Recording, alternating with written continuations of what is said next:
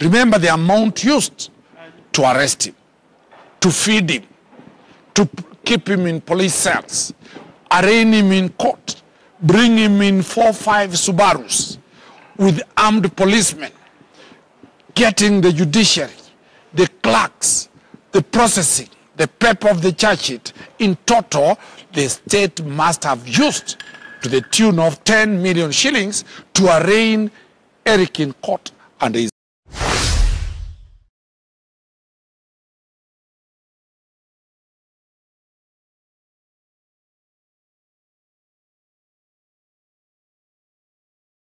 Hello, sir. Yes. How are you? As good as Eric.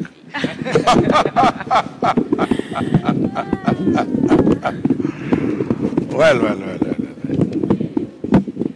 Today, my client Eric was arrested yesterday. Surprisingly, was denied bail. Reason is that I think he has not shaved his head. Because had he shaved his head, they would not have. They would have released him. He was denied bail without any reason. I was out of town, so today he was arraigned in court with the offense of creating disturbance, and I raised very serious issues. That the particulars of that offense are that he erected a barrier on a road. Under the Kenyan law, roads fall under the Traffic Act. So it could have been an offense under the law of traffic. Secondly, that he made noise.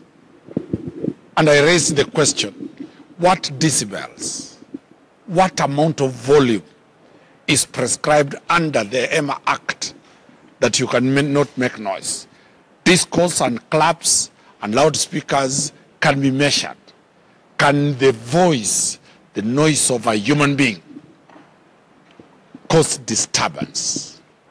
The third issue, they said, he erected something, then he was doing, then I raised the question, his occupation, he's a comedian, an international comedian. Were they aware whether he was shooting a movie, whether he was shooting a skit, whether he was doing his normal professional job, the way I do it as a lawyer? So really, this is a clear demonstration that the police have not understood the art of comedy. The police have not understood the fight that, on the bigger picture, what Eric is standing. Eric is bringing out the plight of 55 million Kenyans, about them not affording a meal, about them suffering because they can't get jobs, about the youth who are helpless. The other day, they arrested him that he was taking CVs to the head of state, because State House has turned out to be an unemployment bureau. Today, he's raising very grave concerns for this country. And once we told the court that, the court agreed with us that Eric does not need to be treated the way the police are treating him, and he was released on a meager 5,000 shillings cash bail. Remember the amount used to arrest him, to feed him, to keep him in police cells, arraign him in court, bring him in 4-5 Subarus with armed policemen, getting the judiciary, the clerks, the processing, the paper of the charge sheet. In total, the state must have used to the tune of 10 million shillings to arraign Eric in court, and he is released on cash bail of 5,000 shillings. We hope this will stop, and we are appealing to the police to be sensitive to the plight of people like Eric, who are now in the final phase of liberating this country. Remember, the Mau Maus fought for the liberation of this country. The Young Turks, Raila Odinga, Paul Mwite, and the others fought for the second liberation of this country. The third liberation is now led by the artists who have moved away not only for commercial purposes to do their stuff, but also to fight for the justice and the emancipation of Kenyans. So therefore, we will be in court to hear the evidence they will get, because among the witnesses, I have seen there are 4 police officers. There is nobody who either was driving that was obstructed. There was nobody who was annoyed, because the police cannot be annoyed. It is their job to protect whenever Eric is doing. So we'll stand still with Eric and hope that justice will prevail. That is the position for now. A question to you, sir. Are you being Eric Omondi's lawyer? Do you advise him to continue doing what he's doing in the streets? Eric is doing what every knowledgeable lawyer will advise him to do. It is within the law. If Eric commits a crime that is known under the penal code, I'll tell him don't.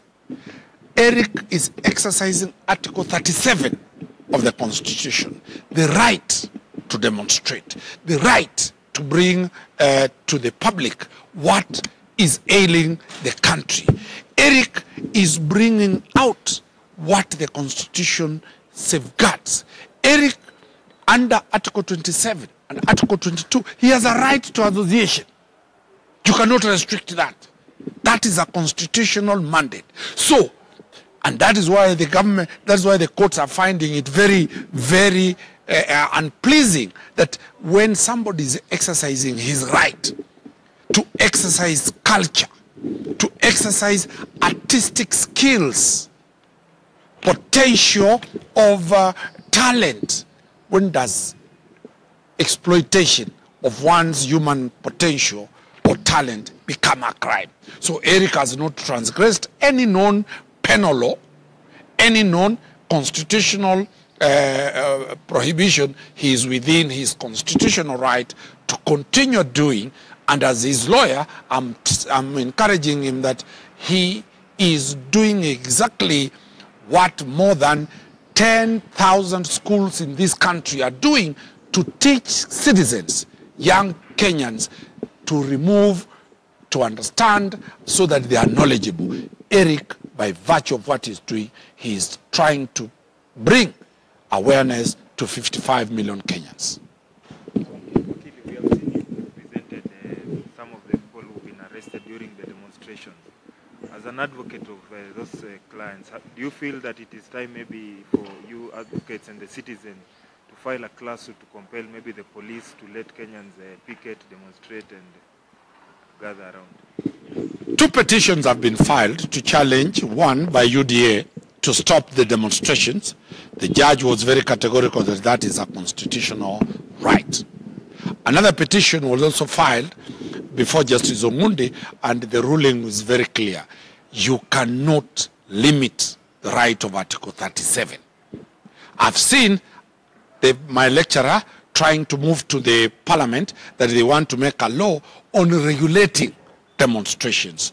Demonstrations are worldwide. It is a right that cannot be derogated. Therefore, we, out of the people who have been charged for unlawful assembly, I am moving to court to challenge whether unlawful assembly under the penal code, a law that was passed in 1950, can host a constitutional provision of Article 37. And that is why the state has slowly, one by one, completely withdraw these matters. I know even these matters of Eric, they'll never proceed. This is only, they will charge him. After 2 to 3 months, they will come to court and say, we intend to terminate these matters. Because you cannot challenge the Constitution. Because in Article 3 of the Constitution puts it very clearly that it cannot be challenged before any court of law. Neither does it need any validity from anybody. So Article 37 cannot be challenged before any court of law. Neither does it need the validity of Kenya Kwanza, does it need the validity of any government. It is the people's Bill of Rights, the fundamental human rights. And Eric is exercising his right, the fundamental human rights. And therefore, I urge all Kenyans and the international world to support Eric, because the course he has taken is the course on behalf of 55 million Kenyans. And if if I can recall, this one is Omondi's second case in court. Maybe is it good, or the maximum cases that some normal citizens can have in court? What can you say about that? Okay. There is no limit as to how many cases the police can charge you. They can bring 10 million cases. Eric has the best lawyers to deal with those cases as they come. So we encourage the police that they are doing their job. The courts will dismiss all those cases, and we are ready to defend Eric as and when they continue. But they'll be tired, because those cases, if I was to borrow the words of the Chief Justice, they are hot air.